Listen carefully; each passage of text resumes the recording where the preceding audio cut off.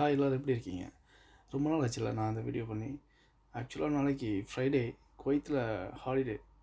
அதனால் புதுசாக ஏதாவது சாப்பிட்ணுன்னு தோணுச்சு. ரொம்ப நாள் ஆச்சு ஃபிஷ் சாப்பிட்டு.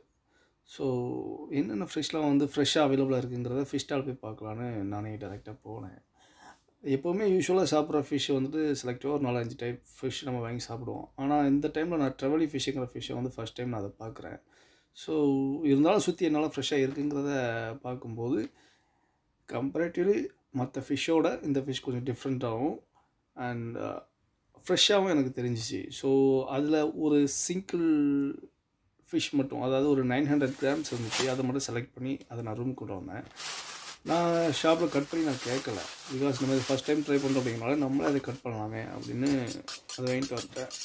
என்கிட்ட ஒரு 2-3 டைப்ஸ் ஆஃப் நைஃப் இருக்குது. அது மீட் கட் பண்ணணும் அப்படிங்கிறதுக்காக வேண்டிய ஒரு ஸ்பெஷலான நைஃப் தான் எப்போவுமே என்கிட்ட இருக்கும்.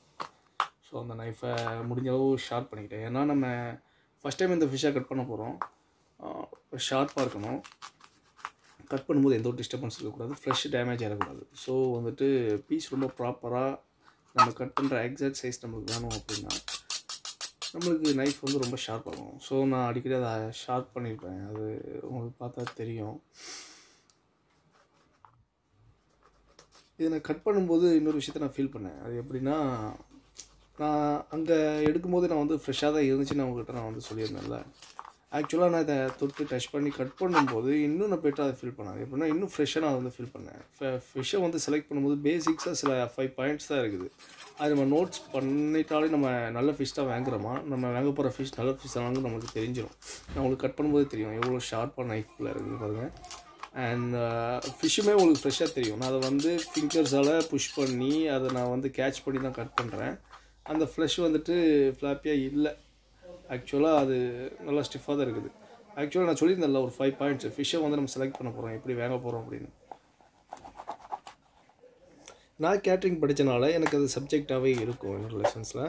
ஸோ ஒரு மீட்டை எப்படி செலக்ட் பண்ணணும், ஃபிஷ் எப்படி செலக்ட் பண்ணணும், சிக்கன் எப்படி செலக்ட் பண்ணணும், அது எவ்வளோ நம்ம எப்படி எப்படி நம்ம அதை கட் பண்ணணும், அண்ட் தென் எப்படி ஸ்டோர் பண்ணலாம், எவ்வளோ நாள் ஸ்டோர் பண்ணலாங்கிற லெசன் நம்மளுக்கு சப்ஜெக்டாகவே இருக்கும். ஸோ இப்போ இந்த பாயிண்ட்ஸுக்கு வருவோம். அந்த 5 பாயிண்ட்ஸ் என்னென்னு கேட்டிங்கன்னா, டெய்ல் மஸ்ட் பி ஸ்டிஃபாக இருக்கணும். எப்படின்னா ரொம்ப லூஸாகவோ இல்லை குளகுலன்னு இருக்கக்கூடாது, ஸ்கின்னு டேராக இருக்கக்கூடாது. இது விஷுவலாக பார்த்தாலே நமக்கு தெரியும். இப்போ நம்ம ஒரு மீனை டச் பண்ணி பார்க்கும்போது அது என்ன ஆகணும் அப்படின்னா, ஷுட் நாட் பி ஃப்ளாப்பி. அதாவது எப்படின்னா அது கொழுன்னு இருக்கக்கூடாது. நம்ம அமுக்கிட்டு விட்டோம்னா அப்படியே நிற்கக்கூடாது. மறுபடியும் ரிட்டர்ன் பொசிஷனுக்கு அந்த ஃப்ளஷ் வரணும். அண்ட் தென் ஐஸை பார்த்தோம்னா பிரைட்டாக இருக்கணும். செதில் பார்க்கும்போது ரெட்டிஷாக இருக்கணும். ஸோ இதெல்லாம் தான் ஒரு ஃபிஷ்ஷை நம்ம ஃப்ரெஷ்ஷாக செலக்ட் பண்ணுறோமா அப்படிங்கிறதுக்கு உண்டான ஒரு 5 பாயிண்ட்ஸ். இது பேசிக்கலாக உள்ளது தான். நமக்கு தேவையான பீசஸ் நம்ம கட் பண்ணி எடுத்தாச்சு. எடுத்ததுக்கப்புறம் மசாலா ஸ்பெஷல் மசாலாலாம் ஒன்றுலாம் இல்லை. நான் அதிலே கோட் பண்ணியிருப்பேன். சில்லி, டர்மரிக், கியூமின், இது மாதிரியான ginger garlic 1 teaspoon, and then lemon juice add பண்ணிக்கிட்டேன். சால்ட் நான் கடைசியாக தான் ஆட் பண்ணேன். ஆக்சுவலாக இதை நான் மிக்ஸ் பண்ணும்போது மறந்துட்டேன். அதனால் தூரத்தில் இருந்து போய் எடுத்துகிட்டு ஆட் பண்ண வேண்டியதாக போச்சு.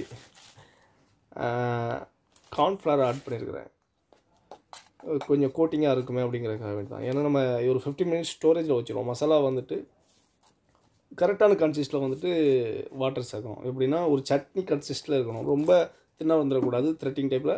அண்ட் தென் ரொம்பவுமே லூஸாக இருந்துடக்கூடாது. கோட்டிங் கரெக்டாக அப்ளை ஆகாது. இப்போ நம்ம கட் பண்ணுற பீசஸ்லாம் ப்ராப்பராக க்ளீன் பண்ணி அதை நம்ம இந்த மசாலாவோட ஆட் பண்ணி ப்ராப்பராக கோட்டிங் கொடுத்துருக்குறோம். அதோட வீடியோவும் நீங்கள் பார்த்துட்டு தான் இருக்கிறீங்க. பீஸ் ரொம்ப பெருசாக இருக்குது. இதில் எப்படி மசாலா அப்ளை ஆகணும்னு உங்களுக்கு தோணுச்சுன்னா அந்த பீஸில் சின்ன கிராக்ஸ் பண்ணிக்கிறலாம் ஃப்ரெஷ்ஷில். அது ஈஸியாக ஸ்டஃப் ஆகும். மசாலா ஈஸியாக ஸ்டஃப் ஆகும்.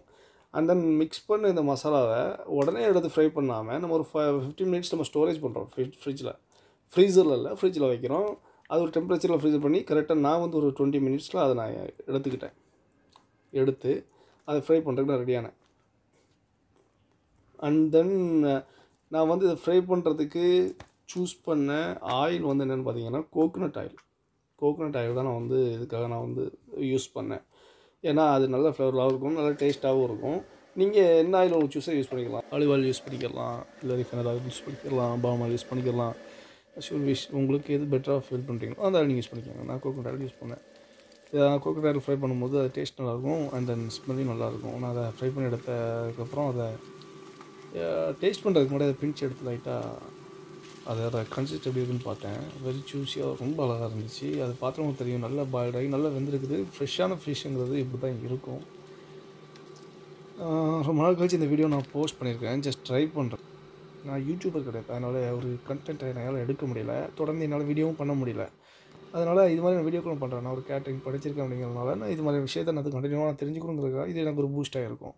நெக்ஸ்ட் இது மாதிரி விஷயங்களில் குவைத்தில் என்ன மாதிரி விஷயங்கள் நான் அட்டெண்ட் பண்ணுறேங்கிறத முடிஞ்ச அளவு நான் ட்ரை பண்ணுறேன். பாய்.